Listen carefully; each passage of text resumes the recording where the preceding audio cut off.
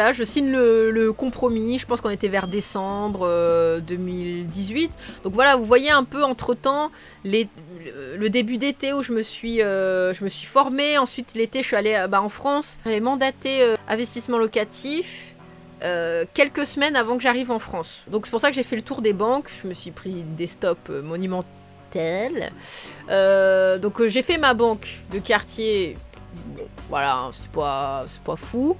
Ensuite, j'ai fait la banque d'un membre de ma famille qui avait acheté il y a pas longtemps. Et puis, en plus, le banquier était super fan de ce que je fais. Donc, lui était en mode, il m'a fait des papiers, il m'a montré, voilà, nous on peut te prêter autant, blablabla. Ensuite, j'avais plein de problèmes avec ma banque en France, ma banque de quartier, parce qu'ils comprenaient rien, rien que pour vous dire. Hein, c'est encore une histoire rocambolesque. Quand je suis arrivée au Japon, en working holiday, je suis allée voir ma banque de quartier, je leur ai dit je pars au Japon en septembre, donc n'ayez pas peur en fait si je fais plein de virements depuis le Japon en fait, ce sera normal. Bon, moi ma banquière elle était pas présente ce jour-là, c'était la meuf du guichet, voilà, elle a noté, elle a dit oui ok je laisse en message pour votre banquière. Je suis arrivée au Japon, je vais commencer mon école de japonais je pense une semaine après mon arrivée. Il fallait que je paye, il me semble en cash, ma guest house, un truc comme ça. Donc j'ai fait un virement et ensuite ma banque m'a bloqué la carte, mais genre bloqué. Du coup j'étais dans la merde parce que je vais payer l'école de japonais qui devait coûter un truc genre 1200 €, hein, évidemment fallait tout payer, les 3 mois de japonais fallait les payer en une fois. Il me restait en liquide, heureusement j'avais ramené du cash, mais je crois qu'en liquide j'avais justement que 1200 €. Ce qui voulait dire qu'en fait, si je payais l'école, j'avais plus d'argent pour manger. Voilà. Et j'ai pas arrêté d'appeler la banque. J'ai dit, mais débloquez ma carte, quoi, bordel de... Ouais, désolé, hein, mais vraiment, j'étais furieuse. Ma banquière, à un moment, j'ai réussi à la voir. La meuf, elle me fait, non, mais par contre, là, je suis en réunion, donc je peux pas vous parler. Je dis, non, mais là, je suis en SDF au Japon, madame. Elle m'a raccroché au nez. Bref, je sais plus c'est quoi son nom, mais voilà. Je suis vraiment ravie de plus travailler avec vous, madame. Clairement. Et en fait, vous savez comment j'ai réussi à débloquer ma situation? Je me suis plaint sur Twitter. J'ai marqué sur Twitter en public, j'ai dit merci la BNP, je suis arrivée au Japon avec, parce qu'à l'époque pour le working holiday il fallait 5000 € sur son compte, du coup j'avais marqué à la BNP, j'ai 5000 € sur mon compte en banque et à l'autre bout du monde et impossible de toucher un centime, je suis SDF au Japon alors que j'ai 5000 € sur mon compte, merci la BNP.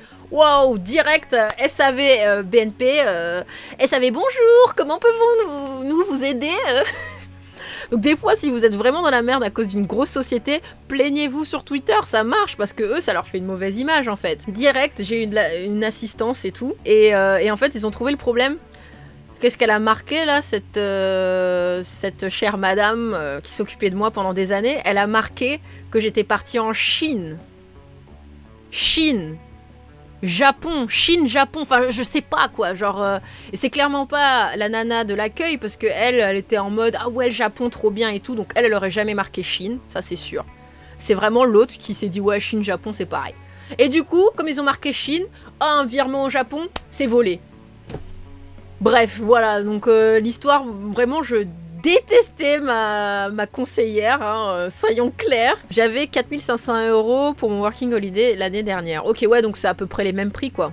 Je devais faire une école de japonais l'année dernière et il demandait 8000 € sur le compte. C'est énorme, le prix de l'école. En plus du prix de l'école. Oh, ouais, c'est trop, hein.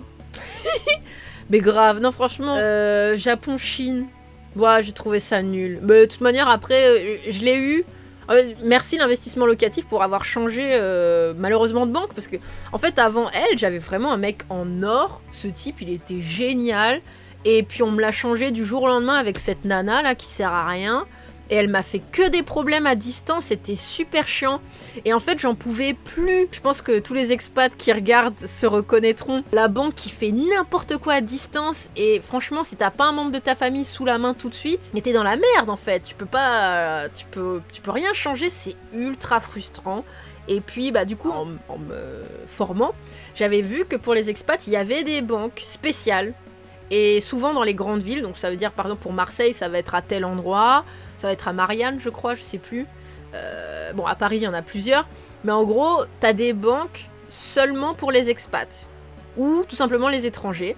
Et eux, ils sont experts en ça. Ils ne bossent qu'avec des gens comme ça. Donc vraiment, si vous m'écoutez, que vous êtes à l'étranger, vous avez des problèmes avec votre banque de quartier ou de village ou peu importe où vous êtes, le jour où vous rentrez en France, n'hésitez pas à prendre rendez-vous dans une de ces banques parce que vraiment, ça change une vie. Eux, ils comprennent directement nos problèmes. Ils savent qu'on n'a pas de salaire en France, mais ils savent qu'on veut quand même garder un pied à terre en France et ils sont spécialisés là-dedans. Donc moi, quand je savais que j'allais rentrer en France, j'ai pris un rendez-vous du coup dans plusieurs banques. J'avais pris la BNP, la Caisse d'épargne, j'en avais pris plusieurs.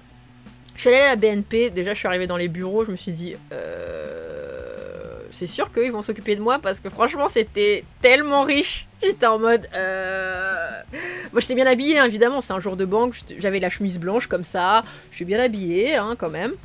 Bon, peut-être qu'il va faire la gueule hein, quand il va voir mon salaire parce que c'est pas ouf. Et puis le mec trop gentil et tout, je lui ai expliqué mon projet, il a dit ah c'est bien, donc quelqu'un d'ambitieux et tout. Il m'a donné 2-3 trucs, franchement il m'a dit avant de signer quoi que ce soit, vous devez changer ci, ça. Tu vois, il m'a donné vraiment des conseils. Et puis il m'a dit bah écoutez normalement dans notre banque en fait, voilà ça aussi hein. Et ça c'est que là où vous allez découvrir le milieu de la banque. Chaque banque a sa rules. Il n'y a pas une rules. Donc quand ma famille elle me dit ça, tu peux pas faire si tu là-dessus, ils savent rien. En fait, les banques, elles ont toutes une rules. Et quand tu sais ça, il faut que tu connaisses bien en fait ton dossier et quelle banque peut l'accepter, tout simplement. Mais c'est pas parce qu'une banque vous dit non que dans l'autre ils vont pas forcément, ils vont vous dire oui. Enfin, vraiment, c'est n'importe quoi. Je vais à la BNP, ils me disent nous, on accepte les clients que s'ils épargnent 10 000 € chez nous, soit quand ils font un investissement locatif. J'ai dit bah super, moi je fais un investissement locatif, donc je rentre chez vous. Voilà, la BNP internationale, hein, ça s'appelle comme ça. Eux, ils acceptent que des gens, que si tu achètes un appartement où tu mets 10 000 € chez eux. Donc vraiment, ça correspondait avec l'environnement. Voilà, clairement, c'était un truc super riche. J'étais là, oh bon. Tu parles de rules dans le sens règles de bien spécifiques à leurs critères d'accord de critères. Oui, c'est ça, leurs critères quoi. Leurs critères pour te donner un crédit ou leurs critères pour t'accepter. Donc moi, là, je parle d'acceptation pour expat. Voilà. Donc il faut savoir que moi, en fait, je suis pas taxée en France, je suis taxée au Japon.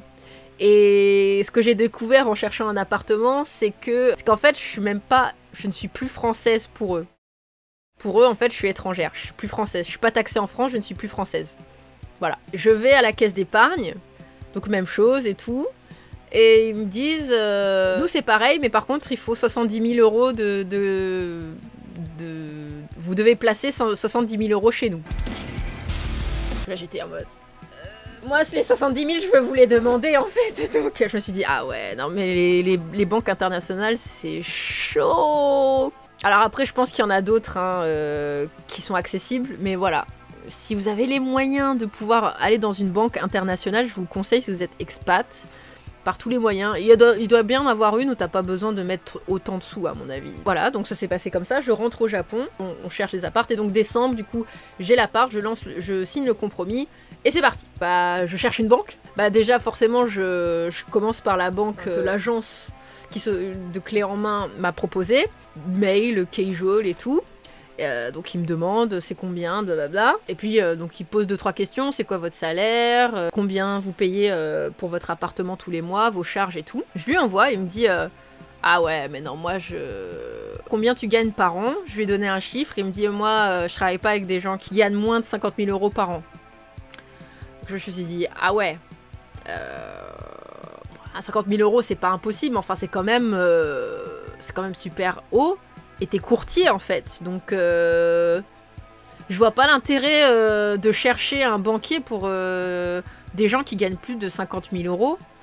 Et en plus ça venait de cette agence, je me suis dit lol, n'importe quoi. Si vous avez une carte gold, ouais c'est ça, tu vois. J'étais assez choquée, donc j'ai demandé à l'agence, j'ai fait bah quand même c'est votre courtier quoi. Il m'a dit ah bah attendez, enfin je leur ai dit, vous connaissez mon dossier en fait, donc pourquoi vous me donnez un mec qui veut 50 000 € par an en fait, c'est pas très logique. Qui me font bon on va essayer de négocier avec quelqu'un d'autre et tout. Moi en attendant bah voilà moi j'en parle à mes potes, il y a une pote aussi qui me donne une de ses potes courtières. Et elle par contre elle était à fond, mais pareil le verdict à la fin c'était c'est un peu juste, votre dossier est un peu compliqué. Ça va être difficile de trouver une banque. Je me dis, bon, ok, bah c'est un peu compliqué. Alors elle m'explique plus pourquoi ça pêche. Elle me dit, bah t'es en CDD, hein, parce que j'étais contracteur chez Square Enix, même si c'est un contrat tous les ans.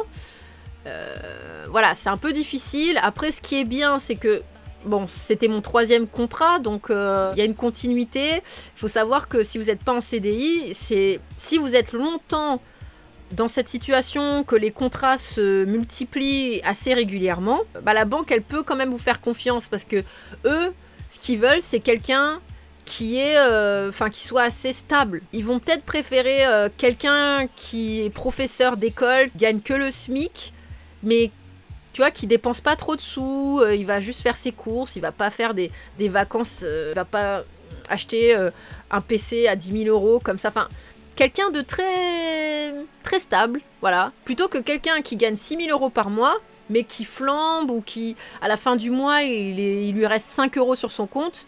Ça, ce gars-là, ils vont pas lui prêter des sous, en fait.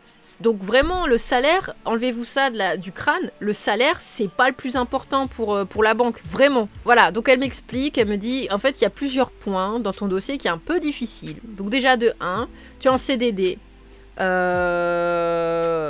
Et donc du coup en CDD, donc pas sûr que tu sois renouvelé, mais c'est vrai que ce qui est bien, c'est que c'est renouvelé tous les ans, c'est déjà le 3e contrat, et puis le salaire augmente, donc c'est une bonne idée pour la banque. Si c'était que ça ton problème, ça passerait. Le problème, c'est que j'en ai d'autres. Le deuxième, c'est que je suis taxée au Japon. Ça veut dire que en termes de loi, déjà de base, on peut pas me retrouver. C'est-à-dire que si je prends le crédit, un jour je décide de ne pas le rembourser, il n'y aura pas de poursuite contre moi. Évidemment, si je remets le pied dans le sol français, on peut me poursuivre, mais enfin c'est quand même assez compliqué. Si je viens en vacances, la police va pas m'attendre à l'aéroport, clairement pas, pour me « Ah madame, vous avez pas payé » ou quoi que ce soit. Donc je pourrais en plus revenir en France, tranquille. Du moment en fait que le système français ne me reconnaît pas, personne ne va me retrouver. Donc du jour au lendemain, je pourrais arrêter de payer en fait. Donc pas très sûr comme truc. Et puis 3, mes charges. Je vivais en couple à l'époque. Bah en fait le truc c'est que sur mon contrat de l'appartement c'est moi. Souvent au Japon c'est qu'une personne. Donc du coup même si on se partageait le loyer, pour eux, bah c'est que moi qui paye en fait. Il y a que moi qui paye. Donc voilà, il y avait plein de trucs comme ça. Donc elle m'explique un peu. Là je commence à comprendre un peu le monde de la banque. Donc une fois que je sais un peu ces trucs là, je me dis, ok, il faut du coup jouer sur d'autres trucs. Et dans les vidéos que je regardais sur YouTube, justement, ils expliquaient que le dossier banque, c'est vraiment super important. Ils conseillaient d'ailleurs, bah, quand vous arrivez pour juste demander votre prêt, en fait, arrivez avec un PDF, mais carré, genre un porte-vue avec tout. Oui, c'est une question de confiance. Et en gros, il y a vraiment deux trucs à respecter. Quelqu'un de confiance et l'aspect super robotique, c'est juste rentrer dans leurs rules, dans leurs cases, tout simplement. Parce que le banquier, que ce soit un gros connard ou que ce soit quelqu'un de super sympa, parce que moi j'ai rencontré plein, il y a beaucoup de banquiers qui sont juste fans de jeux vidéo et qui vraiment voulaient absolument m'aider, mais juste les rules de leur banque, c'était pas possible. C'est quoi votre profil? Ça, c'est pas au banquier de le chercher en fait, ça c'est à vous.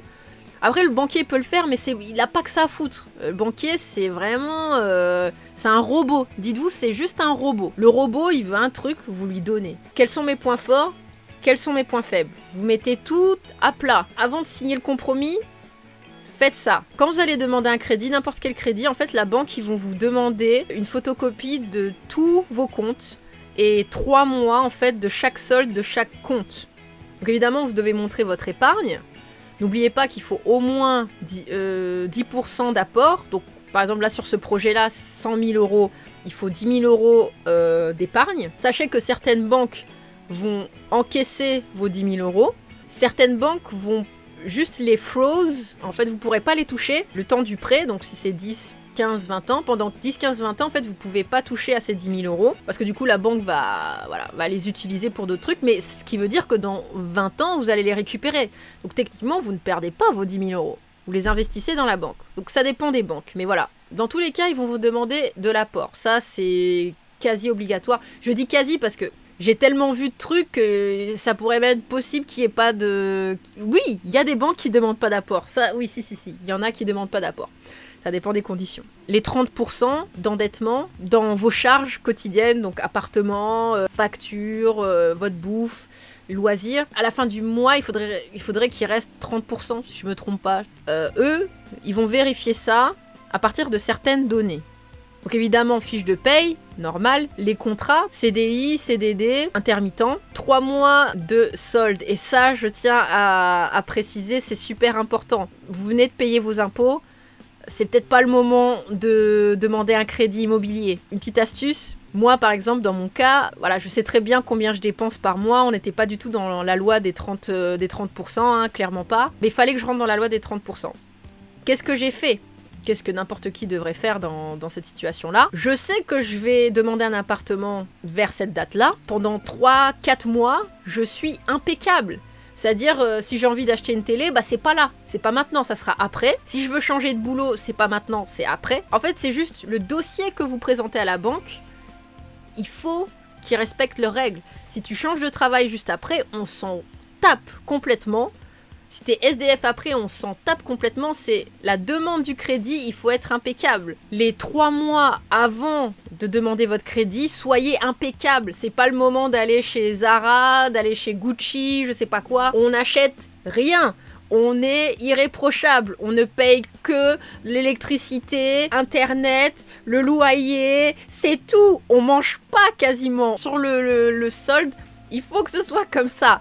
Et quitte à faire jouer d'autres personnes. Si vous avez des amis un peu sympas, c'est le moment de prouver leur amitié. Si, je sais pas, par exemple, si tous les mois, vous savez que vous allez dépenser, allez, on va dire 600 €, je sais pas, vous allez à la danse ou à la salle de sport, vous n'êtes pas dans les 30%. Vous savez que pour être dans les 30%, en fait, il faudrait que vous dépensiez 300 € en fait par mois. Bon, on va serrer la ceinture, évidemment, donc on va dire qu'il y a au moins 100 € que vous pouvez, voilà, vous pouvez quand même faire un effort, on n'est pas obligé d'aller à la salle de sport, on peut regarder des vidéos YouTube gratos, on peut faire ça pendant 3 mois. Bon, vous allez faire des concessions, mais peut-être il y a quand même 200 € que, bon, c'est chaud, mais faut vraiment pas les montrer ces 200 €. Bon bah là, vous demandez à un bon ami, écoute, voilà, je vais acheter cet appartement-là, je te les rends après, donc du coup, voilà, j'ai besoin de 200 € pendant 3 mois, est-ce que tu peux me faire un prêt de 600 €, je te les rends après. Franchement, si vous pouvez faire ça, ça va aider. Encore une fois, le banquier, c'est un robot. Même si le gars, il va regarder vos trucs, il va dire vraiment, vous mangez 50 € par mois. Ben, lui, il s'en fout. Il met des chiffres dans une machine. C'est clairement ça.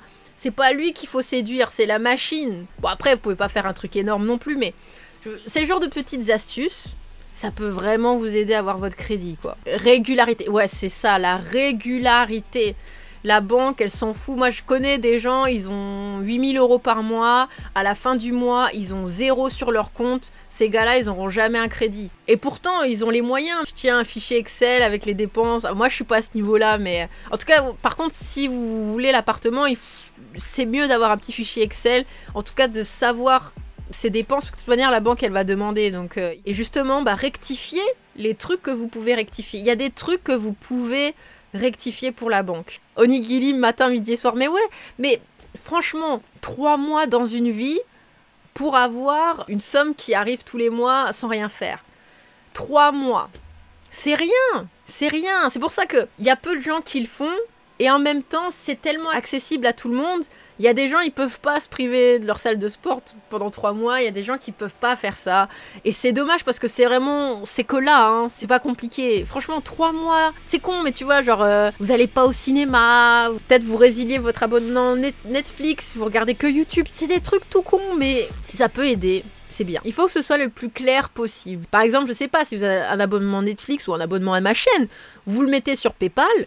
Ça, la banque ne va pas vous demander votre compte PayPal, vous mettez juste vos comptes BNP, Crédit Lyonnais ou je sais pas quoi. Et voilà, c'est des trucs tout cons, tu vois, genre, juste un petit truc comme ça, tu vas juste déplacer sur ton compte PayPal, on n'en parle plus, une fois que le crédit est là, tu remets sur tes comptes, on s'en fout. Les comptes que vous allez montrer à la banque, il faut qu'ils soient clean. Tu vis, tu vas bosser, tu récupères ta paye, tu payes ton eau, ton électricité, tu manges des onigiri et c'est tout. Et sur 3 mois, j'ai coupé l'eau chaude, l'eau froide pendant un mois. Je me lave directement à la rivière. Mon Dieu. Ah, un sub à cette chaîne, merci. C'est moins cher que Netflix, c'est vrai. Annulez votre abonnement Netflix pour moi. Oh mon dieu, merci, merci. Et peut-être encore des lavoirs dans les villages. Enfin, en tout cas, l'idée, c'est que votre compte en banque, il est super clean. Il n'y a pas des abonnements à YouPorn ou je sais pas quoi. Enfin, vraiment, juste super clean.